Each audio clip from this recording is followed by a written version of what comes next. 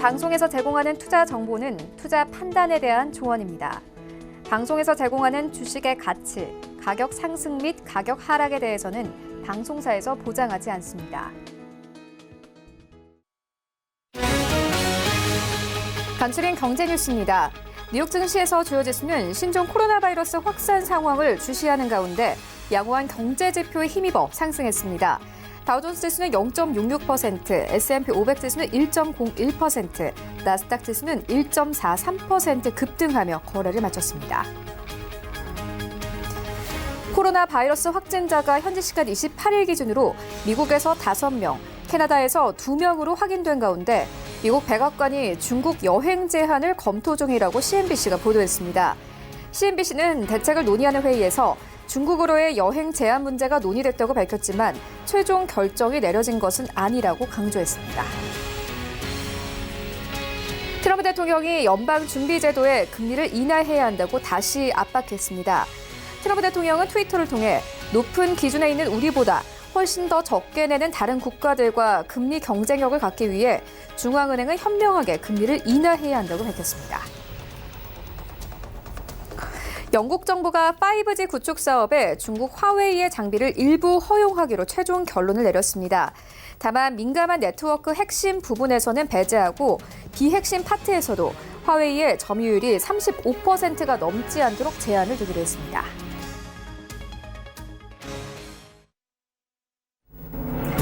네, 시청자 여러분 안녕하십니까? 출발 증시 와이드 1부 시작합니다. 최은입니다. 어제 우리 증시 양시장 급락했습니다. 코스피와 코스닥 모두 3% 넘게 빠졌는데요. 어제 코스피 시장은 2200선을 이탈했습니다. 어제 하루 만에 70포인트 가깝게 빠지면서 시장 2170선에서 시장 종가가 형성됐습니다. 어제 하루의 하락으로 1월의 코스피 수익률은 마이너스로 돌아섰는데요.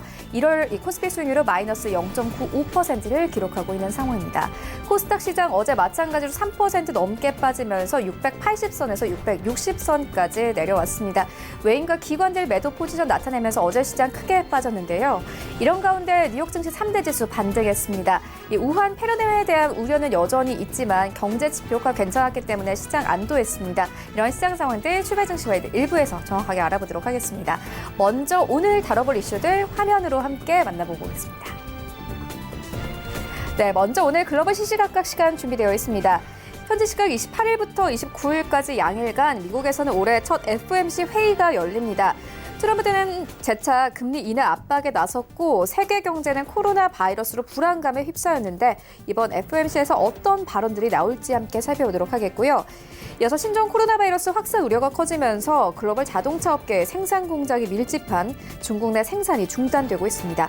여파 살펴보도록 하겠습니다. 네, 여전히 라이브 이슈타임에서는요.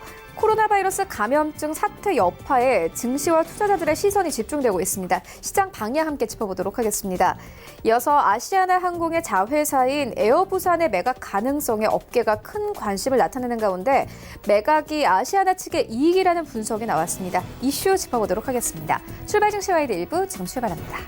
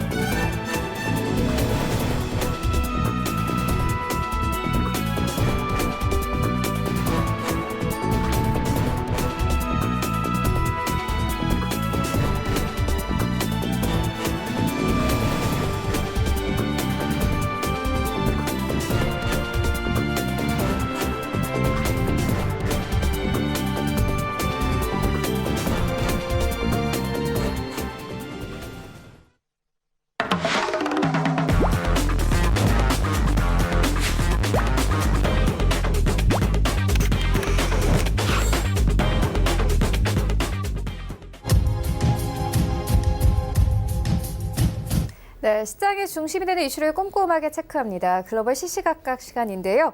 헌터스 경제연구소 김진석 소장 모셨습니다. 안녕하십니까? 안녕하세요. 네, 먼저 간밤의 시장 상황부터 짚고 가도록 하겠습니다. 예, 간밤에 뉴욕 증시 3대 지수 모두 반등했습니다. 경제 지표가 괜찮았는데요. 특히나 좀 특징적인 것은 필라델피아 반도체 지수가 2% 넘게 반등을 했습니다. 이틀 전에는 필라델피아 반도체 지수가 거의 4% 넘게 빠졌는데 오늘 다시 한번 반등 흐름 나타냈습니다. 어떤 종목들이 좀 강세를 나타냈나요? 네, 아무래도 뭐 이번 주에는 아시는 것처럼 그 우한 폐렴, 그러니까 신코로나 바이러스 이런 부분도 상당히 좀 시장을 어렵게 만들었는데요. 어저께 글로벌 증시 관련돼서 국내 증시도 어떻게 보면 2180선을 붕괴하는 등 예상보다 글로벌 증시가 이 과거에 이슈가 있었던 이런 우한 폐렴 관련돼서 상당히 글로벌 증시가 어렵게 만들었다. 이런 부분들이 어저께 모습인데요. 오늘은 미국 3대 지수가 예상외로 3대 지수가 상승의 모습을 보였다. 이렇게 말씀드려보겠습니다. 뭐 상승했던 이유는 뭐 몇 가지 있습니다만 앞서 잠깐 말씀드렸던 것처럼 필라델피아 반도체 지수의 상승을 통해서 애플의 주가가 오늘 2.83% 상승하는 등 전체적으로 반도체 관련주의 주가가 신코로나 바이러스의 어떤 부정적 이슈를 딛고 일단 오늘은 상승했다. 이런 말씀 드려보겠고요. 다만 앞으로도 상승하겠다 이런 얘기보다도 어저께 급락에 의한 기계적인 반등이다. 이 정도 수준으로 오늘의 시장을 좀 정리하는 것이 어떨까 이렇게 좀 말씀 드려보겠습니다. 자, 몇몇 이슈가 있을 것 같은데요. 잠깐 이 이슈를 보시면 말씀을 좀 드려보겠습니다. 어떻게 보면 최근 들어서 지난주 목요일 날은 그 미국인이 한 명의 그 신코로나 바이러스 감염됐는데 이제는 5명으로 확증이 됐고요. 자, 그럼에도 불구하고 미국 3대 지수 관련돼서 다우 지수가 지난 이틀간의 급락을 딛고 소폭이나마 상승했다. 이런 부분들 다시 한번 강조를 좀 드려봐야 되겠습니다. 자, 그러다 보니까 그 필라델피아 반도체 지수와 맞물려서 애플의 주가가 지난 이틀간 그러니까 1월 24일 날에 323달러 이후에 급락 이후에 다시 한번 소폭이나마 물론 어저께 하락만큼의 반등은 못했지만 일단 오늘은 상승했다 이렇게 말씀 들어보겠고요. 자, 그렇다면 우리가 안전자산을 우리가 체크해볼 필요 있는 것 같습니다. 안전자산 관련돼서 우리가 결국 금을 얘기해야 되는데요. 자, 금의 주가가 안전자산의 상승을 어떻게 보셔야 할지 모르겠지만 중요한 것은 주가가 급락할 때마다 안전자산 상승했던 모습들이 과거의 모습인데 오늘은 3대 지수가 상승했음에도 불구하고 금가격이 하락했다는 걸 보면 아직까지도 이 우한 폐렴 관련돼서 시장의 긴장감이 좀 커지고 있다. 이렇게 말씀 드려보겠고요. 또 하나 안전자산 관련돼서 엔화를 좀 보셔야 될 것 같습니다. 달러당 지난 1월 17일 같은 경우에는 110엔에서 다시 한번 109엔 그러니까 엔화가 달러 대비로 강세를 보이고 있다. 이런 걸 보면 어떻게 보면 결국 금값보다도 환율이 상당히 달러는 약세 그리고 달러 이외의 안전자산인 엔화가 상당히 금값을 보이고 있다. 이런 부분들이 오늘 미국 3대 지수의 기본적인 특징이다. 이렇게 좀 말씀 드려보겠고요. 자, 미국 측의 입장이 상당히 좀 강하게 나오고 있습니다. 즉 중국을 향해서 이제는 비행기나 이런 부분들 다니는 것이 맞지 않다 이런 판단이기 때문에 중국으로의 출장을 제한하는 등 예상보다 미국이 이런 어떤 그 신코로나 바이러스 관련돼 가지고 상당히 이제 민감하게 좀 반응하고 있다 이런 부분들이 아무래도 미국의 항공업종의 주가를 지금보다 하락으로 몰 수 있다 이런 어떤 관점으로 말씀드려보겠습니다. 자, 그러다 보니까 CNBC는 또 다른 입장을 좀 보이고 있는데요. 이것이 미국 정부의 입장보다도 백악관이 미국인들의 중국 여행 제한 방안을 검토 중이라는데 현재까지 트렌드를 보면 어떻게 보면 여행의 어떤 제한을 검토 중이라기보다 이제는 중국으로 여행을 가면 안 된다 이런 부분들이 좀 강고하게 나오는 것은 아닌가 이렇게 좀 말씀드려보겠습니다. 자, 그럼 우리가 또 그 외에 관련돼서 오늘과 내일 미국의 FOMC가 이제 열리고 있는데요. 트럼프 대통령은 예상보다 금리를 지금보다 더 인하해야 된다 이런 얘기가 나오고 있습니다. 트럼프 대통령이 최근 들어서 트위터의 얘기가 상당히 선거 관련돼 있기 때문에 연준에 대한 코멘트를 안 했는데 오늘 같은 경우에는 6시간 전에 어떤 코멘트가 나오냐면요. 페드가 중요한 것은 금리를 지금보다 내려야 된다. 어떻게 내려야 되죠? 좀 더 영리하게 내려야 된다 이게 나오고 있고요. 왜 이렇게 내려야 되냐면 그만큼 경쟁력이 있는 다른 나라의 임금과 이런 부분이 경쟁이 돼야 되기 때문에 연준이 지금보다 금리를 내려야 된다는 얘기가 나오고 있습니다. 다만 연준 입장에서 보면 제가 아직까지 뭐 정확하게 판단할 수 없지만 기본적으로 이번에 우한 폐렴 관련돼 가지고 아직까지 정해지지 않았지만 금리를 내린다는 판단보다도 일단 중립으로 가져가겠다 이런 부분들이 오늘과 내일 연준 관련돼서 그리고 FOMC 회의 관련돼 가장 큰 이슈가 되고 있다 보겠고요. 또 하나 우리가 이 변동성 지수에 대한 리뷰를 좀 드려보겠습니다. 아시는 것처럼 1월달 이후에 한국 증시가 어제 관련돼서 코스피 지수가 2180선, 그러니까 상당히 시장 기대치보다 떨어졌는데 빅스 지수 즉 변동성 지수가 다시 나고 있습니다. 변동성 지수의 얘기가 나오고 있다는 걸 보면 미국을 비롯해서 글로벌 경제가 상당히 좀 복잡하구나 이렇게 말씀드려보겠고요. 오늘 같은 경우에는 변동성 지수가 16.28입니다. 16.28의 의미를 좀 상세히 좀 말씀드려보면 S&P 500 지수의 변동성이 앞으로 한 달 동안 즉 16.28% 정도 변동성이 커질 수 있습니다. 이런 말씀 드려볼 수 있는 것 같고요. 중요한 것은 지난 1월 달 초에는 빅스 지수가 12.1에서 단기간에 빅스 지수가 올랐다는 것은 어떻게 됐든 간에 이번 그 신코로나 바이러스 관련돼 가지고 상당히 미국 증시가 지금보다 변동성이 커질 수 있습니다. 이런 부분들을 상당히 좀 강조점 있게 나오고 있는 것 같고요. 또 하나 해외 등락을 좀 보셔야 할 것 같습니다. 아시는 것처럼 아시아권 지수, 글로벌 지수의 어제의 모습 상당히 부정적인 모습 가지고 있는데 가장 근간이 됐었던 중국 상하이 지수를 보실 것 같은데요. 중국 상하이 지수 그리고 대만, 홍콩 지수를 보시면 눈에 띄는 것들은 이것이 지금 춘절 기간 중에 거래가 안 되고 있습니다.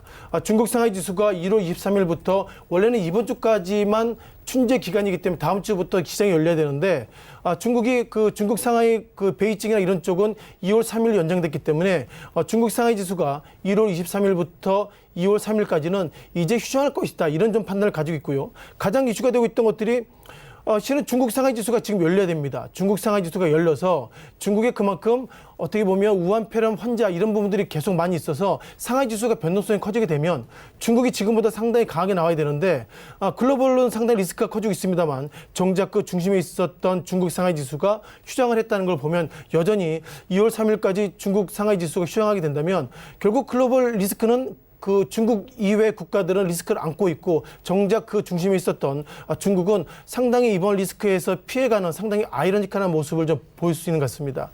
따라서 정리하면 오늘의 그 미국 3대 지수의 상승은 어제 급락에 의한 일시적인 상승이다 이렇게 보시는 게 좋을 것 같고요. 따라서 오늘의 시장에 대한 판단들은 과연 사망자가 늘면 안 되겠지만 현재까지 106명의 사망자가 얼마나 늘 것인지 또한 확진 판정을 받은 환자들이 얼마나 많을지 그에 따라서 글로벌 지수를 좀 이끌어갈 수 있다 이렇게 말씀드려보겠습니다. 따라서 경기 실적이나 어떤 무엇보다도 얼마나 이번 관련돼서 확진 판정 받은 사람이 많아질지 그리고 얼마나 이것이 오래 갈지 그런 부분들이 글로벌 이슈의 가장 큰 키포인트라고 말씀드리겠습니다. 네, 그리고 간밤에 시장을 이끈 건 바로 애플이었습니다. 애플이 시장 마감 후에 이 실적을 발표했는데요. 어닝 서프라이즈 기록하면서 시간 외 거래에서 급등하고 있는 상황입니다. 일단 이 매출과 주당 순이익이 모두 이 시장 예상치를 상회한 상황입니다. 보니까 이 아이폰 11의 판매가 완전히 반영됐기 때문에 실적이 괜찮았다라는 이 리뷰가 나오고 있는데요. 관련해서 오늘 우리 시장에서도 이 만약에 반등이 나오면 IT 업종은 좀 반등이 나올까요? 일단 애플의 실적이 그동안 상당히 좀 어려울 것이다 얘기했는데 상당히 실적이 좋아지고 있고요. 어떻게 보면 미국 증시 관련돼서 다우 나스닥, S&P 500 지수 상승은 애플의 상승과 상당히 맞물리고 있다 이렇게 보겠고요. 미국이 바라보는 화웨이 관련돼서 예상보다 화웨이에 대해서 그리고 우리가 보면 화웨이 관련돼 상당히 미국이 지금보다 더 강하게 이해할 것 같다 했는데 상당히 좀 그와 관련돼서 좀 서로 그 유화 제철 보였다는 거 보면 아무래도 이번에 계속 강조 드려야 될 것 같습니다만 우한 폐렴 관련돼 가지고 미국 경기가 부정적이고 그리고 중국 경기가 부정적이 된다면 이제 또 다른 제초로 마지막 남아있는 반도체 그 가운데서 애플의 어떤 실적들을 서로 관리하는 것이 상당히 미국의 주가의 견인에 좋겠다 이렇게 말씀드려보겠고요. 지난 시기에 트럼프 대통령이 애플 향해서 했던 얘기 있습니다. 애플의 실적이 이렇게 좋은 것은 내가 도와준 것이다 이렇게 트럼프 대통령이 상당히 공격적으로 얘기했다는 거 보면 그만큼 애플의 실적이 지금보다도 좋아질 여지가 있다 이렇게 말씀드려보겠고요. 자, 그럼에도 불구하고 애플도 결국 중국을 향해서 상당히 마켓을만 열려놨는데 이번에 우한 폐렴 관련돼서 작년에 중국의 어떤 GDP가 6.1인데 올해 이런 부분들이 계속 이어진다면 중국 경기가 그만큼 안 좋아질 것이고요. 또한 중국의 GDP가 지금보다 안 좋아진다면 그만큼 중국을 그러니까 중국 향을 타켓을 하고 있는 애플의 어떤 실적들도 지금까지 부진할 모습이 있기 때문에 현재 그 어닝 서프라이즈의 모습은 상당히 오늘까지 모습이다 이렇게 말씀드려보겠고요. 따라서 결국 2020년도 1분기 넘어서 2분기의 실적들은 결국 중국의 이런 어떤 폐렴들이 계속 이어진다면 지금보다 부정적이다. 따라서 오늘의 어떤 어닝 서프라이즈는 지난 시기 이후에 2분기를 보면 결국 어닝 쇼크로 다가올 수 있는 그런 부담도 있기 때문에 그게 국내 증시에 어떤 영향을 미칠지는 상당히 좀 장기적인 관점으로 보시는 것이 좋겠다라고 판단하고 있습니다. 네, 알겠습니다. 이어서요. 이 FOMC 관련해서 좀 짚어보도록 하겠습니다. 현지 시간 28일부터 29일까지 양일간 미국에서는 올해 첫 FOMC 이 회의가 열립니다. 관련해서 연준이 어떤 메시지를 내놓을지 관심이 쏠리고 있는 상황인데요. 어떻게 보십니까?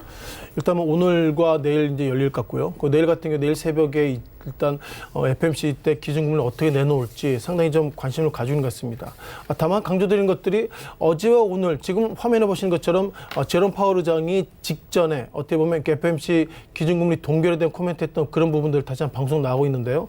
현재까지 월가에서 바라볼 때는 이번에는 동결할 것이다. 이런 부분들이 예상보다 상당히 좀 중요하게 작용하고 있다 보겠습니다. 어쩌면 내일 새벽에 FOMC 때 기준금리 동결 이런 이슈를 넘어서 신코로나 바이러스 관련돼 가지고 상당히 시장이 좀 뉴스나 이런 부분들이 매몰돼 있기 때문에 내일은 어떤 코멘트를 하더라도 상당히 시장의 참여자가 관심이 좀 적어질 것이다. 그리고 그만큼 신코로나 바이러스 관련돼 가지고 금융시장의 불확실성이 지금보다 더 커질 수 있다. 이렇게 말씀을 좀 드려볼 필요가 있습니다. 지금까지 그 미국의 FOMC 때 기준금리 레이트가 1.5부터 1.7로 밴드의 모습을 가지고 있는데요. 직전에 제롬 파월이 이런 얘기했습니다. 앞으로 기준금리 내리지 않는다는 직접적인 표현보다도 베이지북의 데이터가 상당히 좋아지기 때문에 그런 어떤 베이지북의 데이터가 나빠지지 않는 이상 현재의 모습으로 유지하겠다. 이런 부분들이 결국 내년에 내일 발표될 FOMC 때 회의는 결국 동결과 상당히 큰 궤를 좀 같이 하고 있다. 이렇게 말씀드려보겠고요. 따라서 이와 관련돼서 미국을 넘어서 중국을 우리가 좀 리뷰를 좀 드려봐야 되겠습니다. 어떻게 보면 미국과 중국이 지난 시기에 1차 무역 협상을 잘 됐을 때 월가 전문가들이 이런 얘기했습니다. 이제 서로 간에 1차 협상이 잘 됐기 때문에 미국과 중국이 잘 될 것이다. 이런 얘기했는데 예상보다 신코로나 바이러스 이런 어떤 복병이 생겼다는 걸 보면 어쩌면 미국을 넘어서 중국이 또 다른 이벤트 이제 제2차 무역 협상 이와 관련된 넘어서 결국 어떻게 보면 우한 폐렴 이런 어떤 불확실성이 커지고 있다는 걸 보면 현재 이런 부분들이 앞으로의 어떤 글로벌 경제가 지금보다 부정적이기 때문에 이와 관련돼서 FOMC 때 기준금리 동결 이런 쪽으로 스탠스를 좀 잡고 있다 이런 어떤 월가 페이퍼의 어떤 리뷰를 좀 말씀을 드려볼 필요가 같고요. 따라서 안전자산에 대해서 아직까지 얘기하기는 좀 조심스러운 것 같습니다. 앞서서 금에 대한 코멘트를 좀 드려봤고 또한 엔화에 대한 코멘트를 드려봤는데 가장 눈에 띈 것들은 그 유가에 대한 리뷰를 드려봤습니다. 자, 유가를 좀 보셔야 할 것 같은데요. 어떻게 보면 유가가 단기간에 20% 이상 급락의 모습을 보이고 있습니다. 1월 18일 날은 배럴당 65달러, 그리고 최근 들어서는 53달러 모습인데요. 단기간에 이렇게 유가가 하락했던 이유가 뭘까요? 아무래도 월가에서 이렇게 보이는 것 같습니다. 결국 이번에 폐렴 관련돼 가지고 미국과 중국을 넘어서 서로 간에 이렇게 경제 이런 부분들이 부정적이라면 그만큼 어떻게 보면 공장을 돌릴 수 있는 확률이 적어지고 이것이 결국 어떻게 보면 원유에 대한 수요가 지금보다 적을 것이다. 그런 관점 속에서 단기간에 유가가 급락했다. 이런 부분들은 글로벌 경기가 지금보다 식을 것은 아닌가 그런 부분들을 일단 선반영하고 있다 보겠고요.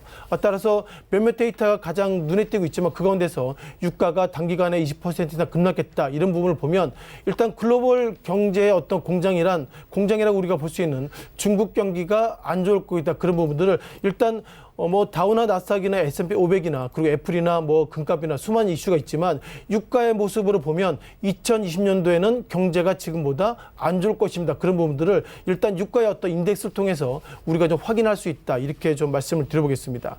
따라서 몇몇 이슈가 좀 올라오고 있는데요. 자, 아시는 것처럼 우한이란 지역이 상당히 이슈가 있는 지역 중에 하나입니다. 우리가 통상 미국의 디스트로이트라고 이렇게 자동차 메이커들의 회사들 많이 있는데 우한이란 이쪽도 어떻게 보면 미국에 있는 자동차 빅 메이커들이 우한에 상당히 들어와 있기 때문에 우한이 미국의 디스트로이트 같은 회사이다 이런 얘기가 나오고 있고요.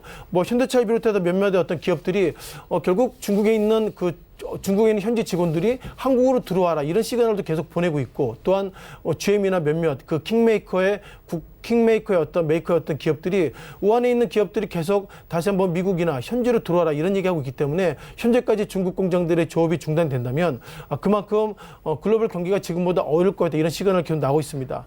따라서 정리해보면 FOMC 때 내일의 결과 어떻게 나올지 몰라도 현재까지 트렌드를 보면 일단 동결로 볼 것일 것 같고요. 아무래도 내일 기본적인 내용 관련돼서 이번에 신코로나 신코로나 바이러스 관련돼서 좀 지켜보자 이런 단어가 내일 이번에 그 FMC 때 코멘트에 들어가지 않을까 이런 좀 말씀 드려보겠습니다.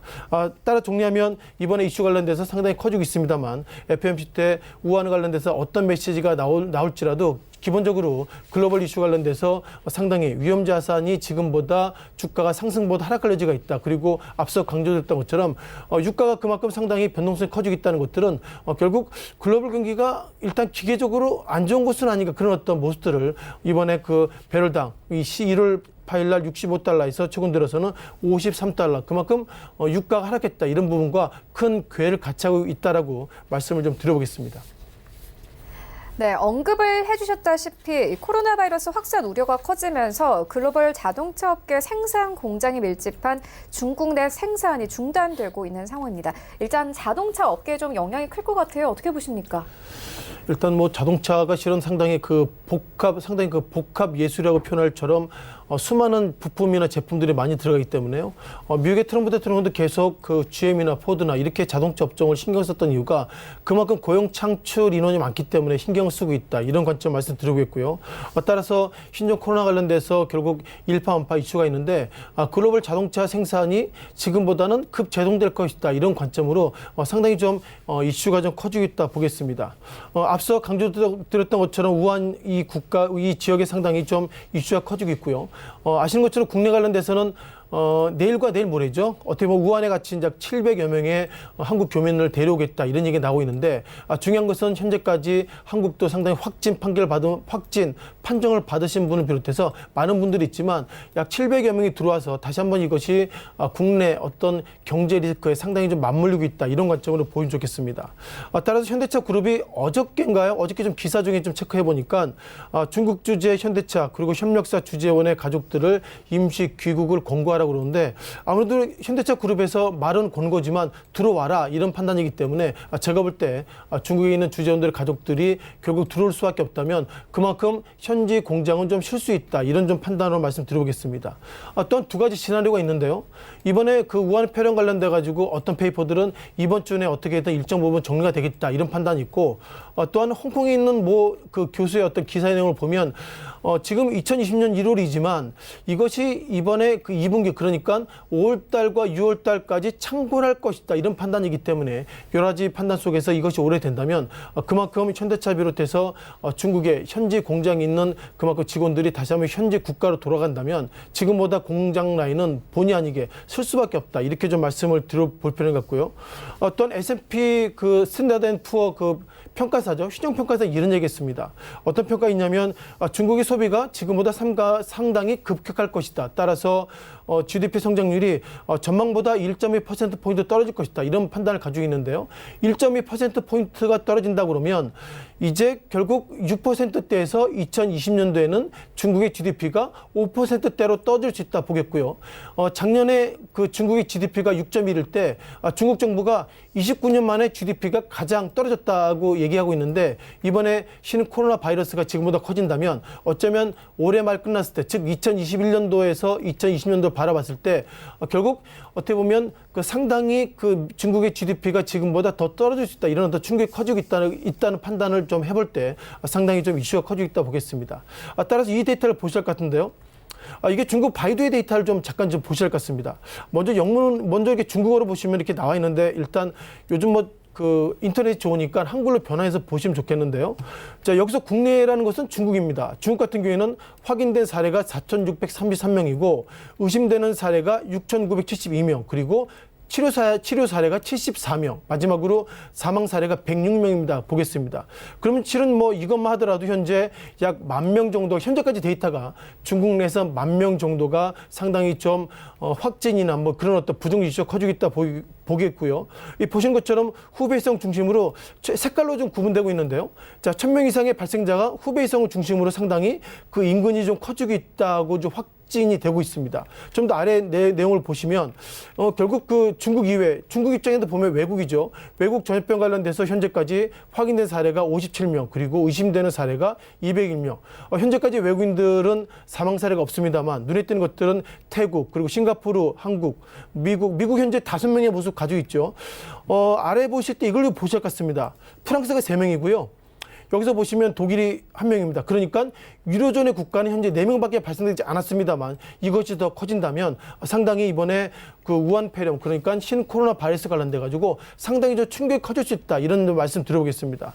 따라 정리하면 이번 이슈가 얼마나 커질지 몰라도 지난 2013년 사스 사태 이후에 상당히 충격이 좀 커질 수 있다. 따라서 몇몇 페이퍼의 리뷰를 정리해 보면 작년에 GDP가 6.1인데 작년에는 29년 만에 최악의 성장세를 보였지만 올해는 지금 작년보다도 더 최악의 GDP를 기록할 것이다. 그런 부분들이 중국의 몇몇 데이터의 어떤 리뷰를 통해서도 좀 이렇게 말씀을 좀 강조를 좀 드려야 되겠습니다. 네, 지금까지 글로벌 이슈 체크해보고 왔습니다. 지금까지 헌터스 경제연구소 김진석 소장과 함께했습니다. 고맙습니다. 네, 고맙습니다.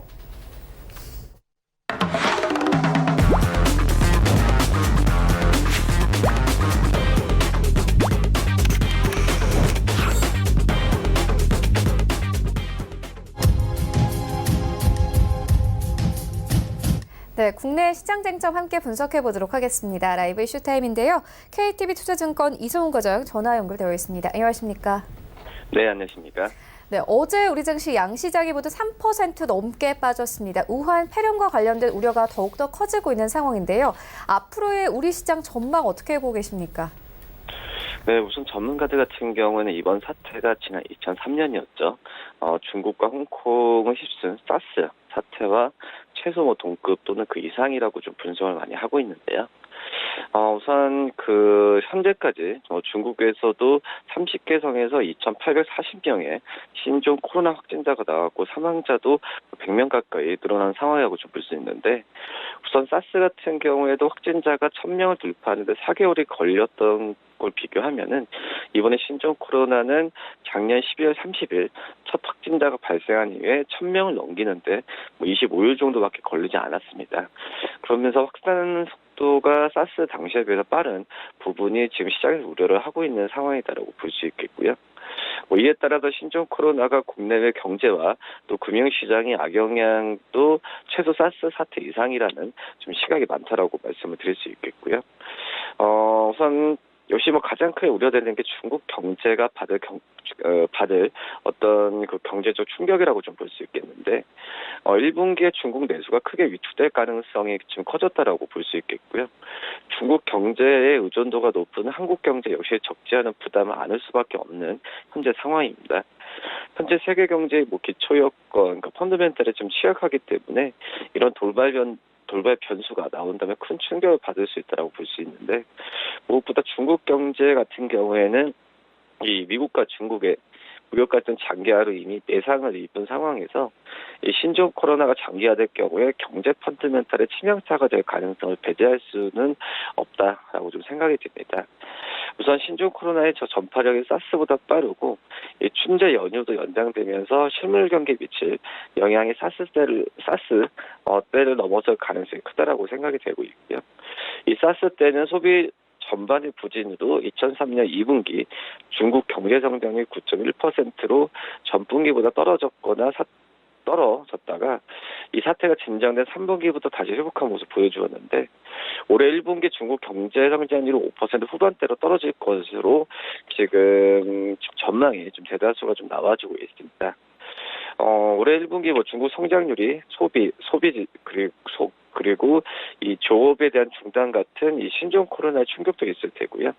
또 6.4%로 높았던 작년 1분기 성장률에 어떤 기저 효과까지 맞물리면은 일시적으로 60%에 못 미칠 가능성이 커지지 않을까 이렇게 판단이 되고 있고, 우선 사스 사태 당시에도 세계 주가 지수 봐더라도 세계 보건기구가 첫 번째 글로벌 경보를 발령한 3월 중순에 약 10% 하락했고 이후 확산 속도가 빨라진 3월 말의 주가로 5% 정도로 하락했을 그런 상황이었습니다. 그렇기 때문에 어떤 이 주가에 대한 급락 추이 같은 경우에는 일시적인 가능성도 있다라고 좀 판단이 되고 있고요. 관건은 얼마나 지금 공포감이 빨리 진정될지라고 좀 볼 수 있겠는데 이 중국 내 확진자 수가 언제 정점을 찍을 것인지에 달려 있다라고 좀 생각이 되고 있습니다. 그건 향후 일주일이나 2주간의 신종 코로나 확산 또는 진정 여부를 지켜봐야 된다고 판단이 되고 있고요. 이 소비, 운송, 또 관광 같은 활동이 이번 사태 이전 수준으로 회복하려면은 이 신규 확진자 수나 사망자 수가 정점을 통과해야 되는 부분이 눈에 떠야 된다라고 볼 수 있겠고요. 이런 조건이 충족되기 전까지는 이 경제 주체들의 어떤 심리적인 약화 그리고 이 금융시장 변동성이 확대될 가능성은 유의를 계속 해야 된다라고 좀 생각이 되고 있습니다. 이 사스 발병 당시에도 증시가 좀 과매도 국면이었지만은 지금은 약간 과매수 국면이 있지 않나 이렇게 판단이 되고 있고 당분간은 조급하기보다는 과매수 해소를 좀 기다릴 필요가 좀 있지 않을까 이렇게 판단이 좀 되고 있습니다. 네, 그리고 오늘 중국의 현지 보건당국이 밝힌 바로는요, 하루 중국 후베이성에서 사망자가 28일, 그러니까 어제 동안 하루 동안의 사망자가 25명, 그리고 감염자는 840명이 늘었다고 밝혔다고 합니다. 관련해서 또 시장의 움직임을 계속 따라가 보도록 하겠고요. 이어서 다음 이슈로 옮겨가 보도록 하겠습니다. 아시아나 항공의 자회사인 에어 부산의 매각 가능성에 업계가 큰 관심을 쏟고 있는 상황입니다. 이런 가운데 아시아나 측의 이 매각이 오히려 이익이다. 이런 분석 나왔는데요. 이유 어디 있습니까? 네, 역시 HDC 현대산업개발이 아시아나항공 인수 작업을 원활하게 진행하더라도 이 HDC가 지주회사 요건을 갖추기 위해서는 추가 관문이 이제 남아있는 상황이다라고 볼 수 있겠고요. 그렇기 때문에 HDC 현대산업개발의 이 아시아나항공 인수에 대한 추진이 연착륙하기 위해서 역시 에어부산을 매각하는 쪽으로 가지 않을까 이렇게 판단이 되고 있습니다. 가장 큰 문제는 아시아항공 아래에 있는 자회사들이라고 볼 수 있겠는데 이 HDC가 독점 규제 및 공정거래에 관한 이 법률을 위배하지 않기 위해서는 아시아나항공이 보유하고 있는 100% 미만의 자회사들을 추가 지분 확보로 이 100% 지분을 확보해야 되는 상황이라고 좀 볼 수 있겠고요. 또는 이제 매각을 통해서 자회사에서 제외하거나 HDC의 손자회사로 승격해야만 하는 상황으로 가고 있다라고 볼 수 있습니다. 이런 상황에서 이 에어부산 매각 가능성에 지금 무게가 실린 현재 상황이라고 볼 수 있겠고 에어부산은 금융아시아나 그룹일 때도 아시아나항공과 영업 전략을 공유하지 않으면서 이 독립적인 경영 체제를 유지했습니다. 에어부산 같은 경우에는 보유 지분율이 44.2%밖에 되지 않은 상황이라고 볼 수 있겠고 에어부산에 대한 투자를 아시아나항공이 직접 회수하기 어려운 구조라면은 이 100% 자회사인 에어서울만 남기고 에어부산을 매각하는 것이 오히려 이익이 될 것이라는 좀 진단이 좀 나와주고 있습니다. 우선 HDC 그룹에서 저가 공세를 통한 영업 전략을 선택하지 않을 것으로 볼 때 이 재무 리스크가 불거지는 에어부산을 보유하기보다는 매각할 가능성이 높지 않나 이렇게 판단이 되고 있고요. 이 아시아나 IDT와 HDC 아이콘트로스와의 합병 가능성도 여전히 남아있는 상황이라고 보고 있습니다. 이 ICT 솔루션 기업인 HDC 아이콘트로스와 아시아나 IDT는 사업령이 겹친다라고 볼 수 있겠는데 HDC 현대산업개발이 아시아나 이 세이버 지분을 매입하는 경우의 수도 좀 존재하다라고 볼 수 있습니다.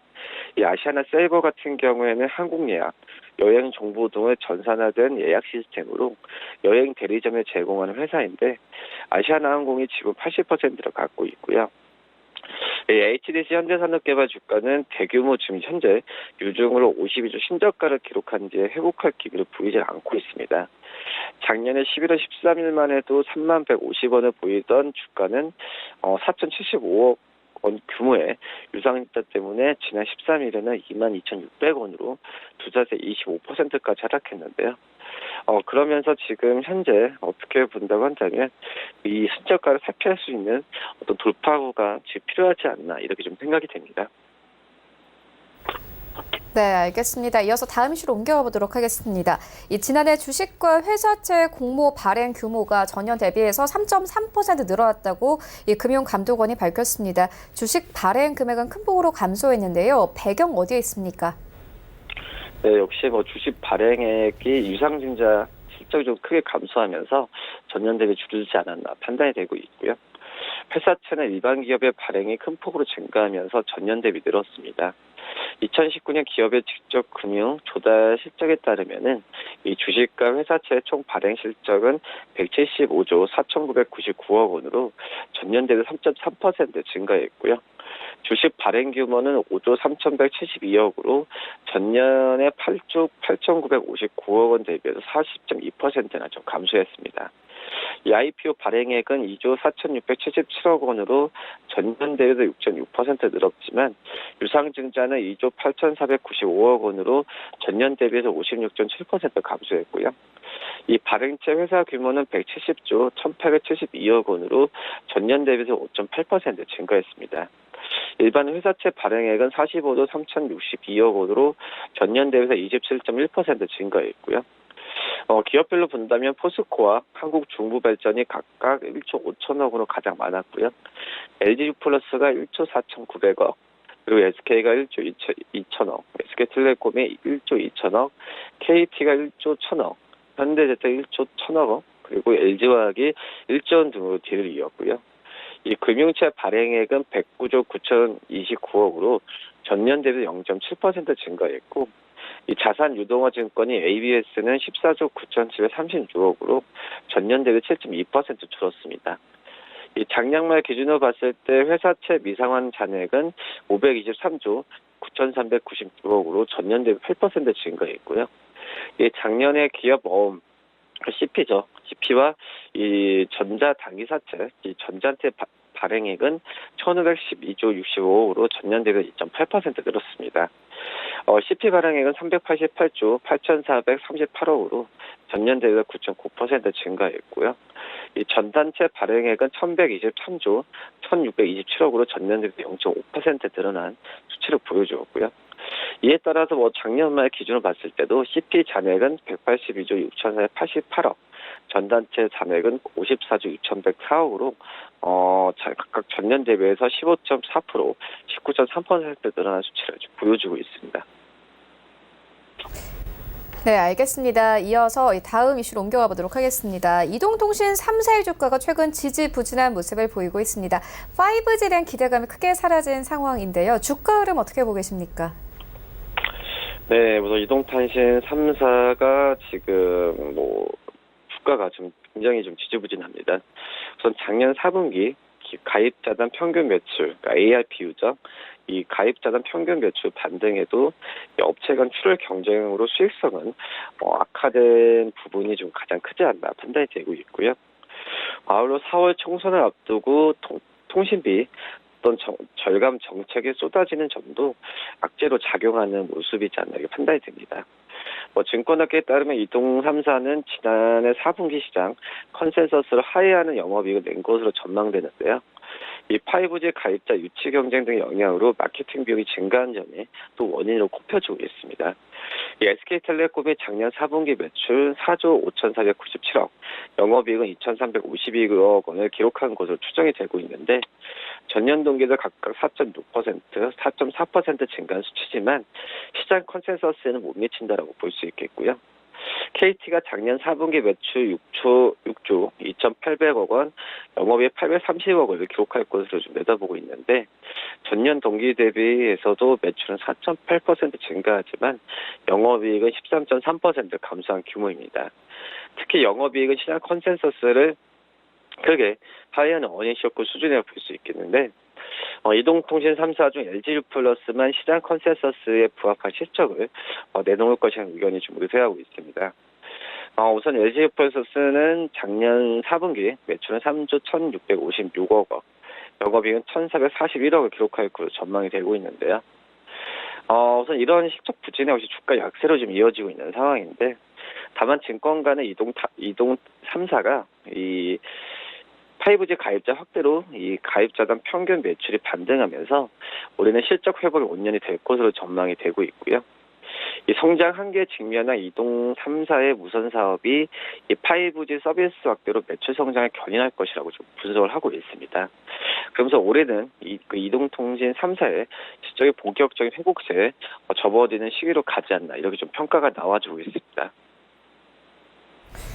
네, 그런데 최근 이 우한 폐렴 사태로 5G 중국 진출이 조금 막힐 것이다 이렇게 분석도 나오고 있는 상황인데요. 관련해서 5G 업종들 주가 흐름 어떻게 보고 계십니까? 네, 지금 현재 우한 폐렴 사태 때문에 중국과 관련되는 현재 상황이면은 주가 흐름도 좀 안 좋게 좀 가고 있다라고 좀 볼 수 있겠고요. 물론 이제 그 5G에 대한 이 영향을 아예 없다라고 좀 볼 수는 없겠지만은 지금 현재 상태에서는 단기간 약간 보류 상태로 좀 가지 않나 이렇게 좀 생각이 되고 있습니다. 그렇기 때문에 이거에 대해서 이 5G와 관련해서 우한 폐렴까지도 연결시키기는 약간 좀 무리가 좀 있지 않을까 지금 판단이 되고 있고요.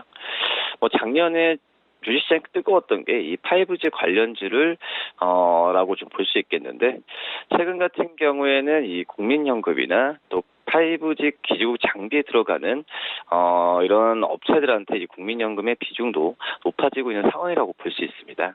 그렇기 때문에 중국 쪽에서의 영향보다도 우리나라 쪽에서의 안정화에 대한 그 부분이 더 중요하지 않나 이렇게 좀 판단이 됩니다. 네, 알겠습니다. 지금까지 KTB 투자증권 이성훈 과장과 함께했습니다. 고맙습니다. 네, 감사합니다. 네, 1부는 여기서 모두 마치도록 하고요. 잠시 후 2부에서는 전문가들과 함께하는 종목 라이브쇼, 라이브 매타임이 이어집니다. 여기에 더해서 오늘 장에서 이슈몰이를 하고 있는 특징주까지 꼼꼼하게 살펴봐 드리겠습니다. 채널 고정해 주시고요. 저희는 잠시 후 2부로 다시 찾아오도록 하겠습니다.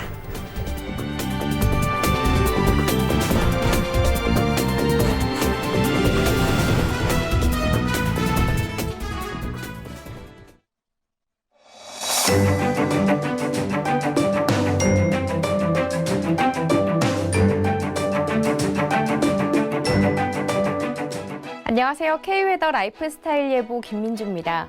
오늘은 중부와 남부의 날씨가 다르겠습니다. 현재 중부지방은 구름만 지나고 있지만 강원 영동과 남부지방에는 빗방울이 떨어지고 있는데요. 예상되는 강수량은 강원 영동과 제주도에 5에서 20mm가 되겠고 그 밖에 남부지방은 5mm 내외로 많지는 않겠습니다. 기온이 낮은 산지에는 눈도 쌓이겠는데요. 강원 산지에 최고 10cm, 제주 산지에는 5cm가 예상됩니다. 강원 영동의 비는 오늘로써 4일째 이어지고 있습니다. 1월의 마지막 날까지 내리다 그치겠고요. 제주도는 내일까지도 계속되겠습니다. 그 밖에 남부지방은 오늘 밤 대부분 그치겠습니다. 오늘은 중국 북동지방에 위치한 고기압의 가장자리에 들겠고 남부지방은 약한 기압골의 영향을 받겠습니다. 미세먼지 농도는 전국 좋음에서 보통 단계로 깨끗하겠습니다. 다음은 자세한 지역별 날씨입니다. 중부지방 종일 흐린 가운데 낮 동안 어제보다 기온이 오르겠습니다. 서울과 대전 9도, 청주는 8도가 되겠습니다. 동해안 지역 종일 비나 눈이 오겠습니다. 속초와 강릉의 아침 기온은 4도로 출발하고 있습니다. 남부지방도 종일 흐리거나 비가 오겠습니다. 아침 기온 영상권으로 시작하고 있고요. 낮 동안 10도 안팎으로 큰 추위 없겠습니다. 전해상의 바다의 물결이 높게 일겠습니다. 서해와 남해는 오늘 오후부터 돌풍과 함께 천둥 번개가 치는 곳이 있겠고요. 풍랑특보가 발효 중인 동해는 바람도 매우 강하게 불겠습니다. 금요일부터는 다시 아침 기온이 영하권으로 떨어지겠지만 평년보다는 높겠고요. 일교차가 큰 날씨가 이어지겠습니다. 날씨였습니다.